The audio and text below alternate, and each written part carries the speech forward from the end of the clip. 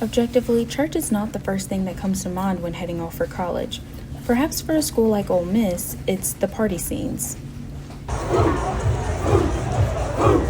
Or managing the rigorous course load, balancing a social life, getting involved on campus, or maybe avoiding those bad influences our parents warned us about.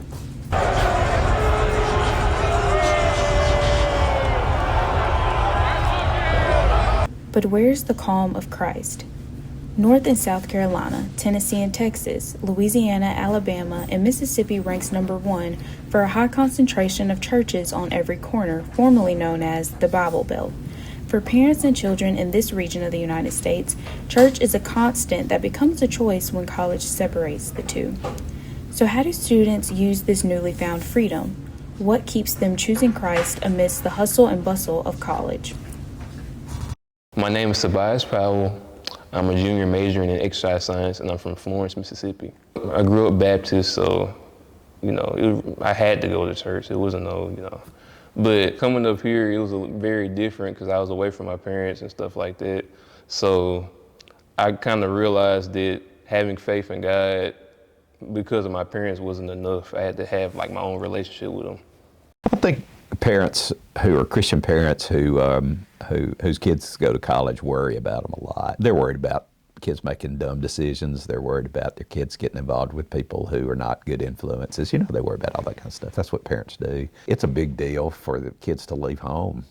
You've had them and you've nurtured them and you've cared about them and you've been able to see them most days. And now they're gone and you are worried. And all of a parent's inadequacies, they always feel like, did I do enough? Was I a good enough parent? Did I mess my kids up? Those kind of things. And so I think staying engaged is real important. About twice a semester, there's a Parents' Day at Ole Miss. And on those Sundays, a lot of parents come with their students to church. And I get to meet a lot of them. It's really fun to be able to say to those parents, yeah, they come every Sunday, and they're just relieved because they think it's a little safer environment. There are so many things that on the surface look like it would pull college students away from following Jesus. And that's real. There's a lot of temptations, there's a lot of distractions, but what you see is that college students are really resilient in prioritizing what matters. And so when you find a student that doesn't just treat following Jesus like this auxiliary part of their life, but they go, man, this is where my life is found, and this is the fulfillment of what I've been looking for, they start to reprioritize things. And they start to go, man, I was really passionate about coming to college for something like Greek life or something like, being involved on campus. And those things aren't bad, and they don't go away, but students go, man, I want to prioritize my relationship with Jesus, and if there is an opportunity or an outlet for that to be expressed, then I just carry what Jesus is doing in my life into that area. If setting priorities requires making choices, what pros of Christianity help students choose Christ? If you come into the church on a random Friday, you'll see probably 60 plus people in the church at noon on just any given Friday. And I think a lot of different things bring them there. First is the love of the Lord. Many people have just found a deep love for him and are drawn to him, and he pulls them back in. Another is a searching for truth, a searching for something to guide their life. I feel like in today's world we have a lot of different voices who are telling us that we have to create our own meaning in our lives, and I think some students get frustrated by that and want something to guide them, and they find that in the Lord. So St. Teresa of Avila defines prayer as the lifting of the heart and mind to God. And when you lift your heart and mind to God and you spend more time with him, you become more like him. And so everyone should desire to be more like God, because God is all good. So I would say that it's definitely very helpful. It'll also help you focus and give you reason, because I know especially throughout my college career, there's some times where I'm like, why am I even here? Except if you understand exactly what God has in store for you, and that you have a duty to do your best in all things, that's definitely very helpful. Perhaps this enrichment and fulfillment that Christ offers is worth sharing with friends. That's the number one thing I found is a difficulty for people going to church as a freshman or a new student, is they don't want to show up if they don't have somebody to go with.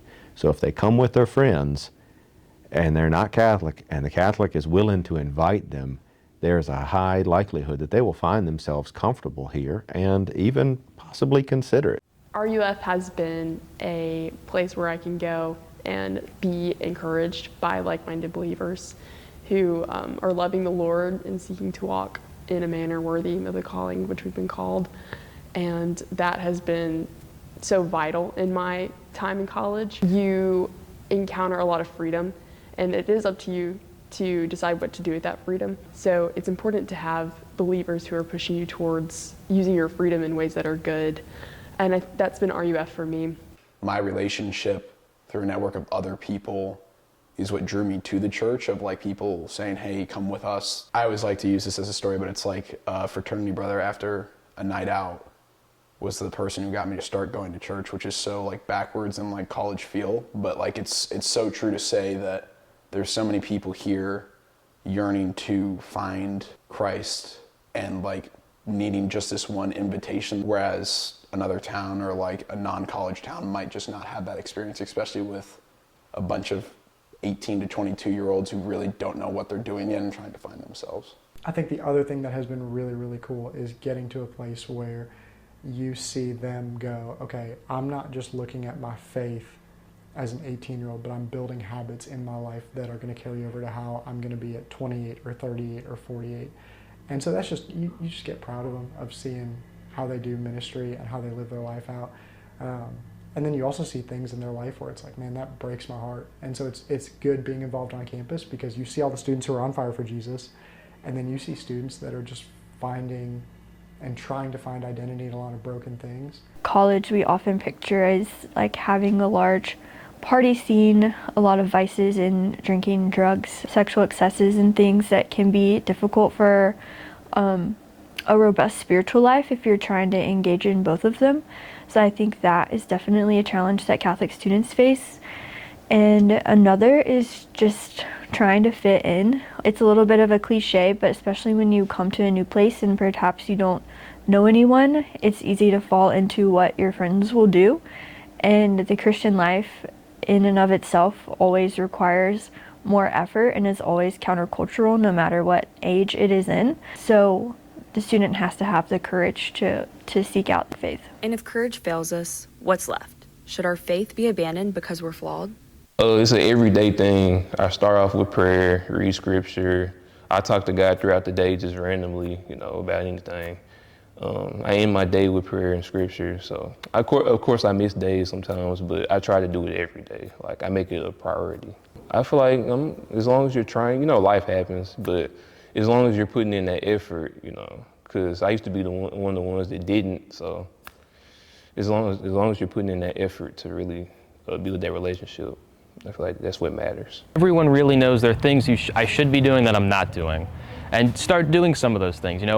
There's a hole in all of our hearts, and all of us desire more in some way, and that more is God. And so the way you not necessarily fill that hole, but you understand that to be complete is by acting more like Christ. And you look at the Beatitudes, you have to be merciful, you have to be pure. So it'll be difficult, but that's also where all the merit is, in that it's difficult. If it was easy, everyone would do it.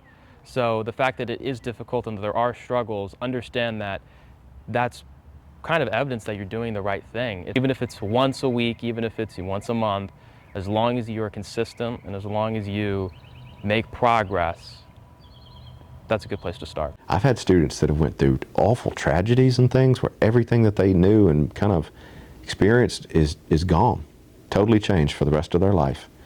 And the only thing that was really the same was walking in the church doors and smelling the incense and being before the Lord in the Blessed Sacrament. That's the only thing that's unchanging.